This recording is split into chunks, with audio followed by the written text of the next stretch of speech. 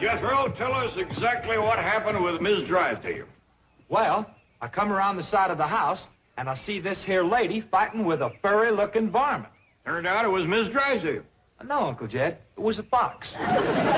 Lady was Miss Drysdale. Oh, yeah. So I grabs up the shotgun, and I says, step aside, lady, and I'll shoot it.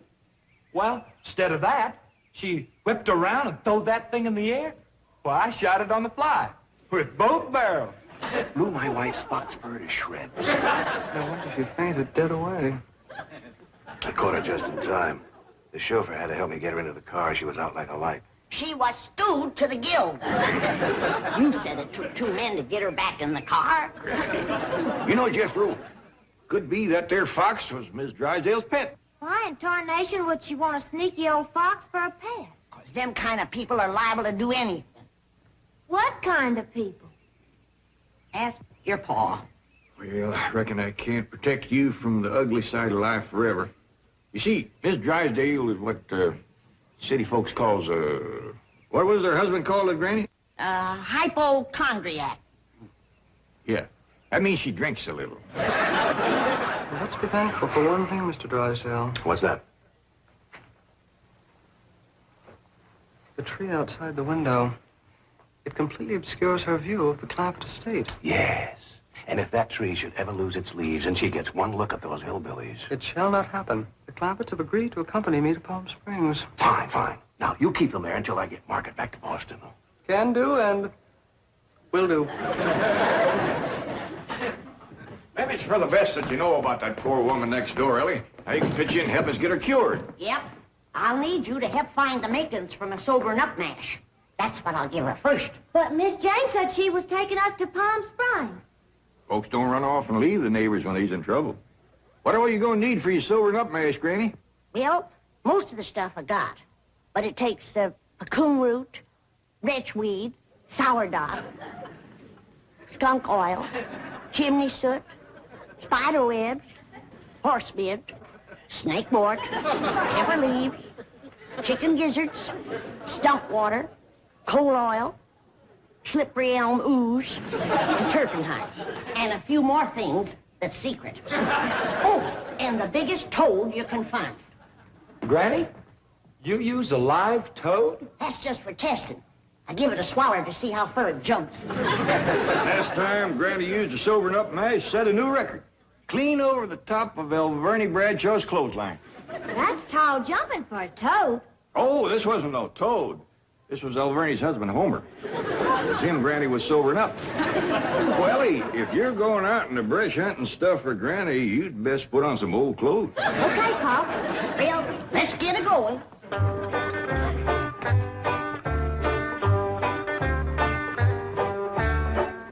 Oh, I pert near forgot. I have to have some goat's milk. After Mrs. Drysdale takes my sobering up mash, she has to have fresh goat's milk every half hour to stop the burning. Well, I reckon Jethro can borrow some. Well-to-do neighborhood like this, folks is bound to keep goats. Everybody except us. We ain't even got a cow. Nor pigs neither. Nor chickens. We ain't even got nothing to pull a plow. You're supposed to be so dad-blame rich. I'll bet we're the only family in Beverly Hills that ain't got a mule. I reckon it is high time I was stocking this place. Even Mr. Drysdale's been after me to buy some cattle. Well, good for him. Yeah, just the other day he says to me, Mr. Clampett, you got $25 million in cash. You ought to put some of that money into stock. Well,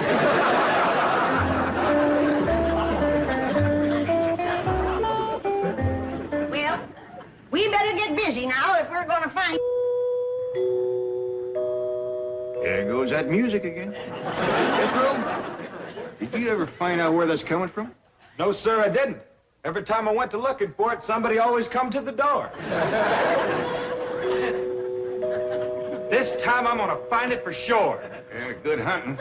Me and Granny will be figuring out what stock to buy.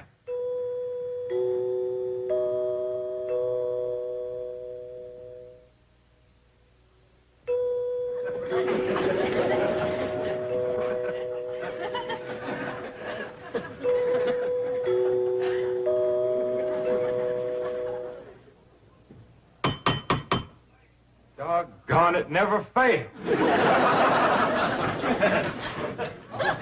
Howdy, Miss Hathaway. Oh, please stop calling me Miss Hathaway. Now, if I can call you by your first name, Jethro, surely you can do the same for me. But, Please? well, howdy, Miss Jethro. How about calling me Jane? I like that better. Well, are we all set to leave for Palm Springs? No, ma'am. Uncle Jed and me's going to town and buy some stock. Stock? Yes, ma'am. Mr. Drysdale, he told Uncle Jed he had ought to put some of his money into stock. He dictated a memo on that. But you needn't waste time driving into town. You can order your stock by telephone. Now, here are Mr. Drysdale's recommendations.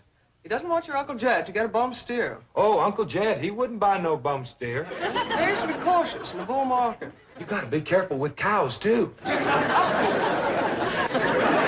don't need this list nohow.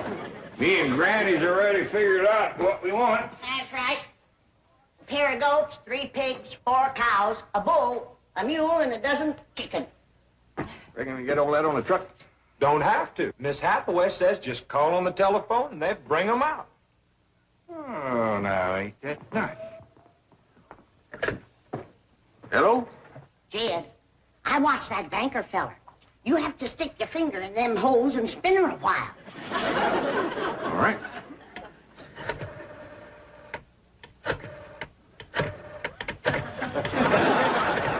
Reckon that ought to do it. Operator, Oh, howdy, ma'am. This here is Jed Clampett. I'd like to buy some stock. what number do you wish? Number? Oh, a couple of goats, 3 pigs, 4 cows, a bull, a mule, and a dozen chickens. I'll give you information. Well, thank you, ma'am. I appreciate all the information you can give me. It's the first time I ever bought stock on the telephone. Perhaps I'd better connect you with a supervisor. 2 heads is better than 1. Supervisor speaking. May I help you? Well, thank you, ma'am. This here is Jed Clampett. I'd like to buy some stock. Do you know the number you wish to reach? Well, that's more or less up to the animals. But the number I want to start with is a couple of goats, 3 pigs, 4 cows, a bull, a mule, and a dozen chickens. This sure is a dandy pin, Jethro. As soon as Ellie gets back from the Drysdale, she can milk this here goat.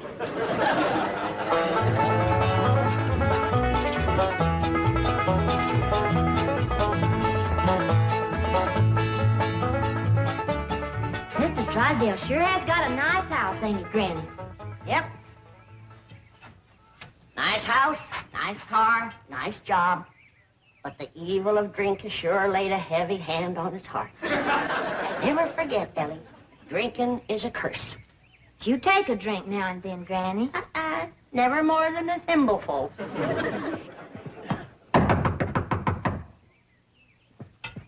Oh, Ellie, you might have to hold Mrs. Drysdale while I spoon my sobering up mash down her. I'll throw a double scissors and an arm lock on her. Just so you don't cut off her wind if she can't breathe. Howdy. We've come to see Miss Drysdale. I'm sorry, madam, but Mrs. Drysdale cannot be disturbed. Are you her kin? I'm a butler. Oh, that must have been her maiden name. You were taking care of her, are you? I am a butler, madam. Well, I'm glad to see that her family ain't ashamed to help her. Whom shall I say called? Well, this here's Granny, and I'm Ellie Mae. Pa and Jethro would have come too, but they're busy with the cattle. Very good. Hold on now. We've come to see Miss Drysdale. Mrs. Drysdale is indisposed, madam. She is not receiving. Oh, still sleeping it off, huh? Well, when she comes to, you just spoon half of this down her and then stand back. Yeah, she'll commence to doing some tall jumping. Don't bite you. We'll be back later with the goat's milk. Want me to stay and help you do for Miss Drysdale? We are managing, thank you. Are you doing the washing and the cleaning and the cooking for her? Certainly not. Oh, just letting it pile up on her, huh? I am a butler. Oh, Want me to haul him out of there and wrestle him down? kin folks have certain rights. Family comes first. He sure is proud of that family name, ain't he? Yeah. You hear him talk, the butlers don't get wet when it rains. Did you say something, dear? Well, speak up, dear. Can I get you something? Come in. I beg your pardon, sir. The butler said some people from a ranch brought this for Madame. From a ranch? Well, he said they mentioned cattle. They call themselves Granny and Ellie Mae. The Clampetts, they haven't gone to Palm Springs. Get him in through that gate. That's the way. Suey, Suey, Suey, Suey. Hey, hey. Ah! Get in there. Oh, hey, oh, get in there, Pig. Get in, Pig. Come on. Get Pig, Pig. That's the way. Suey. No, surely not. Marie, tell me I'm hearing things. Oh, hey. You're hearing things, sir. Cows, chickens, pigs, goats. No, no.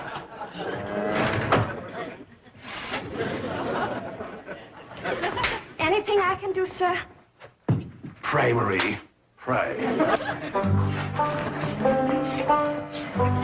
Yes, sir, Mr. Drysdale. I finally took your advice and put some of my money in stock. How's that goat milk, Ellie? Just fine, Pa.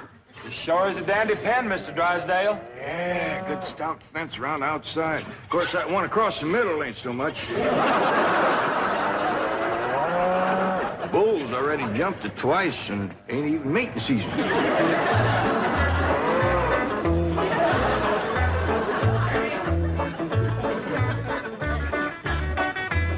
Got ourselves some mighty fine-looking stock. Of course, they need a little fattening up. Mr. Drysdale happy to see him? Granny, he was so happy he couldn't talk. He just kind of hung on the fence and made little gurgling noises in his throat. Well, that poor man has some joy coming to him. I'm glad to be able to help him to forget his trouble for a spell. Here's the goat's milk, Granny. Oh, good, Ellie. Now, you run that right over to Mrs. Drysdale. That sobering up mare smarts considerable unless you follow it up with fresh goat's milk. Ellie, Mr. Drysdale ever find his tongue? Yeah, Pa. Whilst I was milking the goat, I heard him kind of mumbling like he was giving thanks. He says, "Oh, what have I done to deserve this?" Lord love him. Ain't that pitiful? Oh, hurry, child, now hurry. You know, Granny, it gives a person a mighty good feeling to help a neighbor. You betcha. And he needs us, because his wife's kin ain't no help.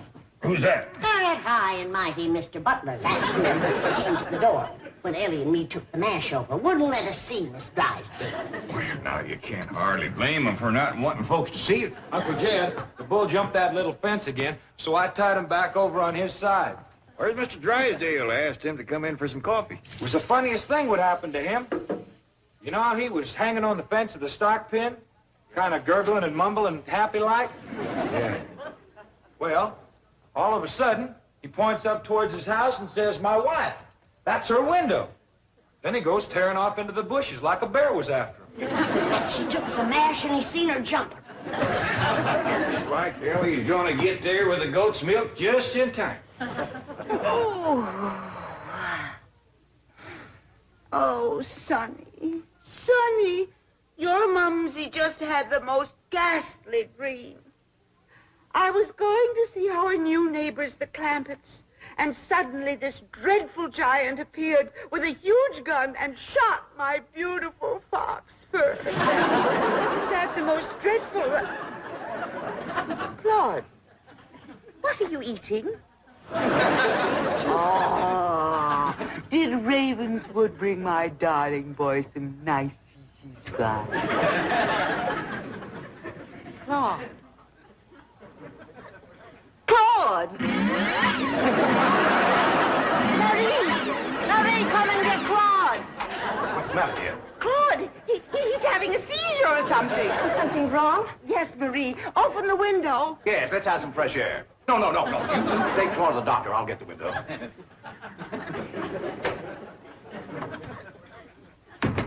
Well, darling, how do you feel? Dreadful. My nerves are shattered. Open the window, dear. Well, it might not be good for you, Margaret. Oh, don't be silly, Milburn. I need oxygen.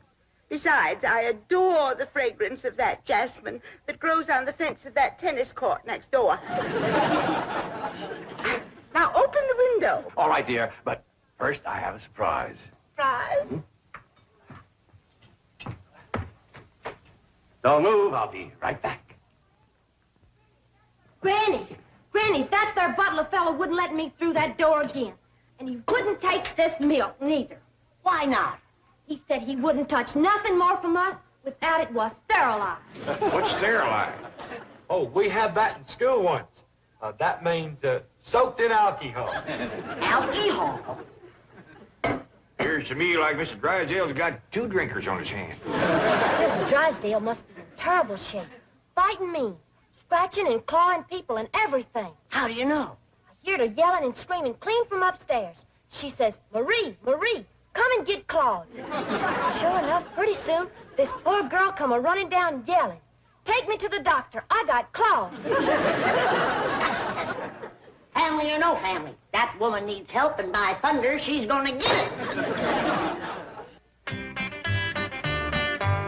Surprise! Surprise! Milburn, have you taken leave of your senses? You know I'm much too nervous to watch television. But, darling, the doctors in Boston said your nerves were just fine. Those Boston doctors. They had the audacity to tell me that I was perfectly healthy. I said, I'm not paying you all that money to tell me I'm healthy. Milburn, I do not want to watch television. Well, you don't have to watch it, dear. Just listen. There's an exciting Western on. Weston, Milburn, shut that off and open the window. I will. Oh, there we are. Milburn, are you going to open the window or am I? I am, dear.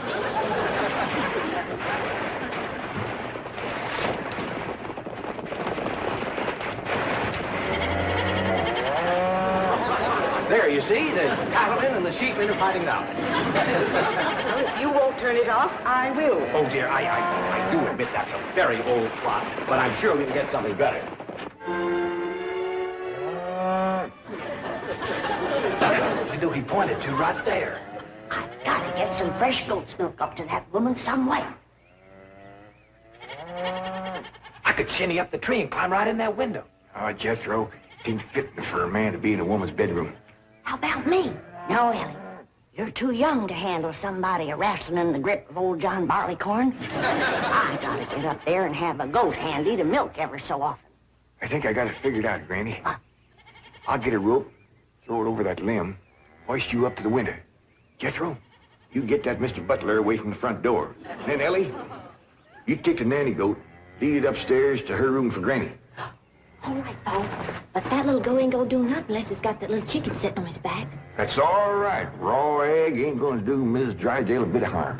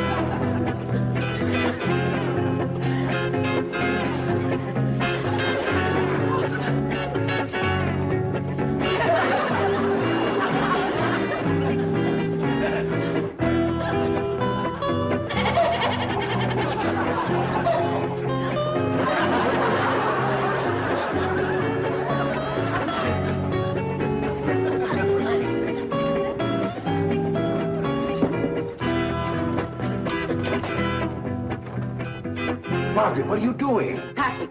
I'm leaving immediately. Oh, don't leave me. I love you. I love you too, Milburn. Why don't you come to Boston with me? You haven't seen Sonny for a long time.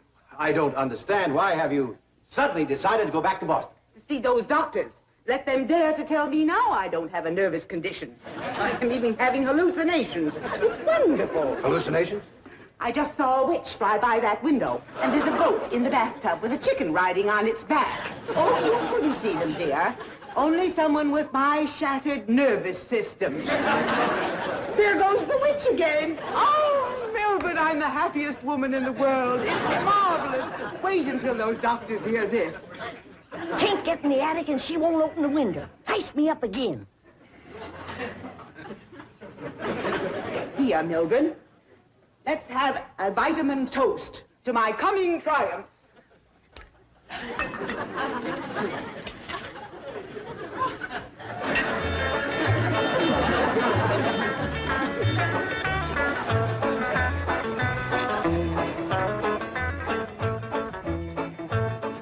Too late, Jed. What do you mean, Granny? We didn't get to her in time. Now she's got her husband on the stuff.